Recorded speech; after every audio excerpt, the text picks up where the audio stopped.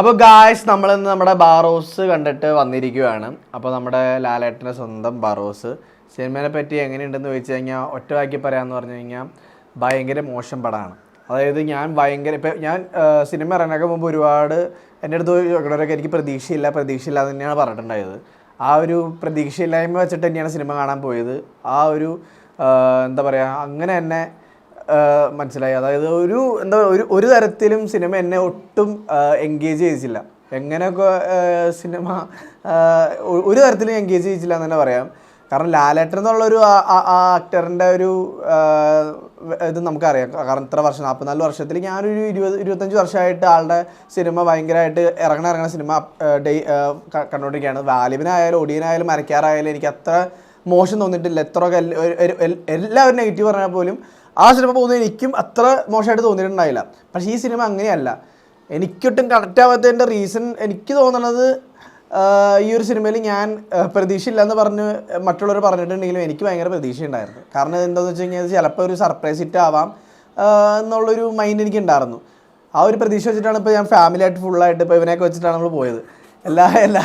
എല്ലാവരുമായിട്ടാണ് പോയത്. രാവിലെ എല്ലാത്തിനെയും എണീപ്പിച്ചിട്ട് രാവിലെ തന്നെ ടിക്കറ്റ് എടുത്തിട്ടാണ് പോയത് വനിതയിൽ. മാതേ പോയി കാണാനാണ് ഇരുന്നത്, പക്ഷേ വനിതയിലാണ് പോയി കണ്ടത്. അതും ഏറ്റവും ഫ്രണ്ടിൽ നിന്ന് കണ്ടത്. കാരണം നമ്മൾ പ്ലാൻ ചെയ്തിട്ടുണ്ടായില്ല, ഞാൻ ഒറ്റയ്ക്ക് പോകാൻ, അല്ലെങ്കിൽ ഞാനും ചേട്ടനോട് മാത്രമായിട്ട് പോകാമെന്ന് വിചാരിച്ചത്. പക്ഷേ ഫുൾ ഫാമിലി ആയിട്ടാണ് പോയത്. അപ്പോൾ എന്താണ് ഉണ്ണിയുടെ അഭിപ്രായം സിനിമയെ പറ്റി? എനിക്കും സെയിം പോലെ തന്നെ അങ്ങനെ അധികം ഇഷ്ടപ്പെട്ടില്ല. പക്ഷെ കഥയൊക്കെ നന്നായിട്ട്, സ്റ്റോറി ലൈനും നന്നായിട്ട് പോയതായിരുന്നു. പക്ഷെ അത് ഇങ്ങനെ നല്ലൊരു കഥ നീട്ടി വലിച്ചത് ലാഗടിപ്പിച്ചത് ഇഷ്ടമില്ലാത്തതാക്കി. പക്ഷെ ബാക്കിയുള്ള 3Dയും അത് 3Dയുടെ ആ എഫക്റ്റും സൗണ്ട് എഫക്റ്റും എല്ലാം അടിപൊളിയാണ്. അതിൻ്റെ ക്വാളിറ്റി ആണെങ്കിലും എല്ലാം അടിപൊളി. പിന്നെ ഒരു മുത്തശ്ശി കഥ പോലെ അങ്ങനത്തെ ആയതുകൊണ്ട് ഓക്കെ. അതുപോലെ അതായത് പഴയ കാലഘട്ടത്തിലുള്ള ആൾക്കാർക്ക് ഇഷ്ടപ്പെടാൻ ചാൻസ് ഉണ്ട്. അതായത് ഒരു 50 വയസ്സ് 60 വയസ്സൊക്കെ ഉള്ളവർക്ക് ഇഷ്ടപ്പെടാനുള്ള ചാൻസ് ഉണ്ട്. കുട്ടികൾക്കുള്ള പടമായിട്ട് എനിക്ക് തോന്നിയിട്ടില്ല. പിന്നെ യൂത്തന്മാർക്ക് ഇഷ്ടപ്പെടാൻ ഭയങ്കര ചാൻസ് കുറവാണ്. കാരണം ഭയങ്കര ക്രിഞ്ചാണ്. ഇതിലുള്ള വുഡു എന്നൊക്കെ പറഞ്ഞ ഒരു ചെറിയ പാവ വരുന്നുണ്ട്. എനിക്ക് ബേസിക്കലി എനിക്കത്ര ഇഷ്ടപ്പെട്ടില്ല. ഭയങ്കര ക്രിഞ്ചായിട്ടാണ് തോന്നിയത്. പിന്നെ ഇതിൽ എടുത്തു പറയാനുള്ള ഡബ്ബിംഗ് ഒക്കെ ഭയങ്കര മോശമാണ്. പിന്നെ ഡയലോഗ് എഴുതിയേക്കണതൊക്കെ ഭയങ്കര മോശമാണ്. അതായത് മോഹൻലാലിൻ്റെ ഒക്കെ ഡയലോഗ് ഡെലിവറി ഒക്കെ ഭയങ്കരമായിട്ട് ശോകം ആയിട്ട് തോന്നി. അതായത് പിന്നെ നമ്മുടെ ഇതിൽ വരുന്നൊരു ക്യാരക്ടറുണ്ട്, ഒരു മാനേജർ ക്യാരക്ടറിൻ്റെ വോയിസ് കൊടുത്തേക്കുന്നത് ശ്വേത മേനോനാണ്. പിന്നെ അച്ഛൻ ഇസബെല്ല എന്ന് പറഞ്ഞ ഒരു കുട്ടിയുടെ അച്ഛൻ ക്യാരക്ടറായിട്ട് തന്നെ ആളുടെ വോയിസ് കൊടുത്തേക്കുന്നത് നമ്മുടെ വിജയ് ബാബുവാണ്. ഇതൊന്നും ഒട്ടും ആപ്റ്റായിട്ടുള്ളൊരു വോയിസ് ആക്ഷനായിട്ട് തോന്നിയില്ല. പിന്നെ ഇതിൽ എടുത്തു പറയാനായിട്ടുള്ള സംവിധാനം നോക്കുകയാണെങ്കിൽ ലാലേട്ടൻ്റെ ഫസ്റ്റ് പടമെന്ന് നമുക്ക് തോന്നില്ല. കാരണം ആൾ നല്ല രീതിയിൽ സംവിധാനമൊക്കെ ചെയ്ത് വെച്ചിട്ടുണ്ട്. പക്ഷേ ഒരു പൊട്ട സ്ക്രിപ്റ്റിൽ, ഒരു പൊട്ട സ്റ്റോറിയിൽ കൊണ്ടുവന്ന് സ്ക്രിപ്റ്റ് മറ്റേ ഡയറക്ഷൻ ചെയ്ത പോലെയായി. ഇച്ചിരി കൂടിയും നല്ലൊരു അടിപൊളി, അതായത് ലാലേട്ടൻ എന്ന് പറയുമ്പോൾ നമുക്കൊക്കെ അത്ര വലിയൊരു കാര്യമാണ്. അപ്പോൾ ആ ലാലേട്ടൻ്റെ സിനിമ എന്ന് പറയുമ്പോൾ നമുക്ക് അത്ര വലിയൊരു അടിപൊളിയായിട്ട്, നമുക്ക് ഈ ഗ്രാഫിക്സും VFXും ഒന്നും വേണ്ടെന്നേ, നല്ലൊരു സിനിമ. അതായത് ലാലേട്ടൻ്റെ മൂവി എന്ന് പറയുമ്പോൾ നല്ലൊരു സിനിമ. ഇപ്പോൾ നമ്മുടെ പറവ, നമ്മുടെ സോബിനൊക്കെ എടുത്ത പോലെ ഫസ്റ്റ് മൂവി ആണെങ്കിൽ നല്ല ഫീലിങ്സ് ഒക്കെ ഉണ്ടാകുന്നു. ഇപ്പോൾ എല്ലാവരുടെ ഒട്ടുമിക്ക ആൾക്കാരുടെ ഫസ്റ്റ് പടം നോക്കിക്കഴിഞ്ഞാൽ പൃഥ്വിരാജിൻ്റെ ആയാലും നമ്മുടെ ലൂസിഫർ ആയാലും നല്ല മൂവിയായിരുന്നു. അപ്പോൾ ഇതൊക്കെ അതായത് പിന്നെ സെലിം കുമാറും പിന്നെ എന്താ കെ കുമാറാകണമെന്ന് ഒരു പടം ഉണ്ടായില്ലേ, അത് എനിക്ക് പുള്ളിയും മോശമായി പടാട്ട് ചെയ്തത് സെലിം കുമാറും. അങ്ങനെ ഒരുപാട് ആക്ടേഴ്സ് നമ്മൾ ഡയറക്ടറായിട്ട് വരുമ്പോൾ അതൊരു പോരായ്മ ഉണ്ടാവും. അതായത് ചിലവർക്ക് നല്ല കണക്റ്റ് ആവും, ചിലവർക്ക് ശരിയാവില്ല എന്നുള്ള സംഭവമുണ്ട്. അല്ല മോഹൻലാലിന് കണക്റ്റ് ആയില്ല, ശരിയായില്ല.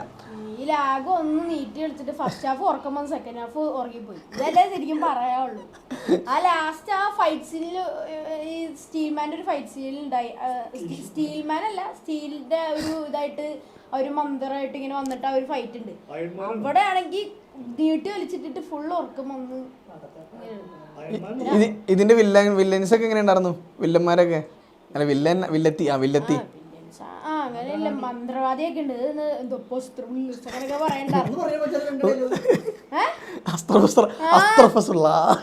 പറഞ്ഞോണ്ടിരിക്കുന്നത്. ഫുള്ള് ഒന്നും മനസ്സിലാവണില്ല, അങ്ങോട്ട് പറഞ്ഞോണ്ടേ ഇരിക്കണം. അതിനെ കാണുമ്പോ തന്നെ എന്തോ പോലെ ആ മന്ത്രവാദി മറ്റെന്തോ നീഗ്രോ ആൾക്കാരാന്ന് തോന്നുന്നു. ആ ഒരു ടൈപ്പ് ഓഫ് ആൾക്കാരാണ്. ആ നീഗ്രോ ആൾക്കാർ മലയാളം പറഞ്ഞിരിക്കും. അതാണ് പടത്തിൻ്റെ പോരായ്മ. അവരുടെ ഡയലോഗിൽ പറയുമ്പോൾ നമുക്ക് ചെറിയൊരു പേടിയൊക്കെ വരുന്നുണ്ട്. പക്ഷേ നമ്മുടെ മലയാളത്തിലേക്ക് വരുമ്പോൾ എന്തൊട്ട് ഈ അമ്മച്ചി പറയണേ എന്നുള്ളൊരു സംഭവമാണ്. അതിൽ മോഹൻലാൽ തന്നെ പറയുന്നുണ്ട് ഒന്ന് പോടി പ്രാന്തി തള്ളേന്നോ അങ്ങനെ ഉണ്ടാ പറയുന്നുണ്ട്. മോഹൻലാലും തന്നെ പറയുന്നുണ്ട് ഒന്ന് പോടി പ്രാന്തി തള്ളേന്നൊക്കെ. അതൊക്കെ ഭയങ്കര പേട്ട ഡയലോഗ് കേട്ടോ സിനിമയിലെ. എന്തായാലും ഈ ഒരു സിനിമ മൊത്തം ട്രോൾ OTT ഇറക്കുമ്പോൾ എന്തായാലും ട്രോൾ വരാനുള്ള സാധനങ്ങൾ മോഹൻലാൽ എടുത്തു വെച്ചിട്ടുണ്ട്. ഒരു ഈ ഇസബെല്ലിനെ കാണുന്ന സീനൊക്കെ ഒരു എന്താ പുഴയിൽ തടി കുത്തിയത്, പുഴയിൽ പുഴയില് മറ്റേ നമ്മുടെ തെങ്ങ് വെച്ചിട്ട് അതിൽ ഇരിക്കുന്ന ഒരു സീനൊക്കെ. അതൊക്കെ മോഹൻലാൽ ഉറപ്പായിട്ട് OTT വരുമ്പോൾ ഭയങ്കരമായിട്ട് മെയിംസ് വരാനും ട്രോള് വരാനുള്ള ഒരു സാധനമൊക്കെ ഉണ്ട്. ലാലേട്ടൻ തന്നെ ലാലേട്ടന്റെ വില നശിപ്പിച്ചുകൊണ്ടിരിക്കുകയാണ്. അങ്ങനെ കുറേ മോശപ്പെട്ട സീൻസ് ഉണ്ടായി. പിന്നെ പറയാനുള്ളതെന്ന് പറഞ്ഞു കഴിഞ്ഞാൽ ഇതിൻ്റെ എന്താ പറയുക ബാക്ക്ഗ്രൗണ്ട് സ്കോറിങ്ങും മ്യൂസിക്കുമാണ് ഭയങ്കര അലിൻ ജോസ് സെറ്റപ്പ് സാധനം. അതായത് അലിൻ ജോസ് പെരേരയുടെ ടൈപ്പ് ഓഫ് എന്താ ഇസബെല്ല ആ പാട്ടൊക്കെ ഭയങ്കര ആ പാട്ട് വന്നപ്പോൾ തന്നെ ഭയങ്കര ബോറായിട്ട്. കാരണം ഭയങ്കര ബോറാണ് പാട്ടൊക്കെ. എന്നിട്ട് ഇങ്ങനെ നിനക്ക് അവാർഡ് കിട്ടിയെന്നൊക്കെ പറയണ്ടേ? അവാർഡ് കിട്ടിയെന്ന് അറിയാൻ പാടില്ല. വെള്ളത്തിന്റെ അടിയിലേക്ക് പോകുമ്പോ പെട്ടെന്ന് തന്നെ ആനിമേഷൻ മൂവി മോഹന സിനിമയാവും. നേരെ വെള്ളത്തിന്റെ അടിയിൽ പോകും. അതൊക്കെ എന്തിനാണ് നമ്മൾ എന്താ മറ്റേ ഈ ഒരു എത്ര നല്ലൊരു ബഡ്ജറ്റും എത്ര നല്ല ടെക്നീഷ്യൻസൊക്കെ കിട്ടിയിട്ടും ഭയങ്കരമായിട്ട് ബോറായി കളഞ്ഞു. അപ്പോൾ എൻ്റെ ഒരു അഭിപ്രായത്തിൽ നിങ്ങൾ തിയേറ്ററിൽ പോയി പൈസ കളയേണ്ട ഒന്നാമത് 210 രൂപ ടിക്കറ്റിന്, ബാക്കി പോയിരിക്കുന്നത് 290 അപ്പോൾ നിങ്ങൾ എത്ര പൈസ കളഞ്ഞ് സിനിമയ്ക്ക് പോകാതിരിക്കുന്നതായിരിക്കും നല്ലത്. OTT ഇപ്പോൾ തന്നെ വരും, പെട്ടെന്ന് തന്നെ വരും. ഇപ്പോൾ എന്തായാലും മാർക്ക് നല്ല രീതിയിൽ തന്നെ ഓടുന്നുണ്ട്. എല്ലാവരും ഇപ്പോൾ ഏറ്റവും ബെറ്റർ ഓപ്ഷൻ മാർക്ക് കാണുന്നതായിരിക്കും ഏറ്റവും ബെറ്റർ യൂത്തുകൾക്ക്. അപ്പോൾ പിന്നെ ഈ ക്രിസ്മസിൽ എന്തായാലും ലാലേട്ടൻ പരാജയനായി. ഇനി വരാനുള്ള ലാലേട്ടൻ്റെ മൂവിയൊക്കെ അടിപൊളിയാണ്. 2024 ഒരു കണ്ടീഷനാന്ന് വിചാരിക്കാം നമുക്ക് ലാലേട്ടന് 2 വർഷം. ഇനിയിപ്പോൾ 2025 ലാലേട്ടൻ്റെ വരാൻ പോണ പടങ്ങളൊക്കെ ടോപ്പ് മൂവീസാണ്. അപ്പോൾ എന്തായാലും അതിന് വേണ്ടി ഭയങ്കര പ്രതീക്ഷയാണ്. ഫസ്റ്റ് ഷോ തന്നെ കാണും. നമ്മൾ അടുത്ത തവണ റിവ്യൂ പറയുമ്പോൾ ലാലേട്ടനെ പൊക്കി അടിച്ച് പറയാനുള്ള വക എന്തായാലും ആ ഒരു 2025 ആൾ ചെയ്തു വെക്കുന്നുള്ള പ്രതീക്ഷയിൽ നമ്മൾ ഈ വീഡിയോ നിർത്തുന്നു. എല്ലാവർക്കും ബൈ.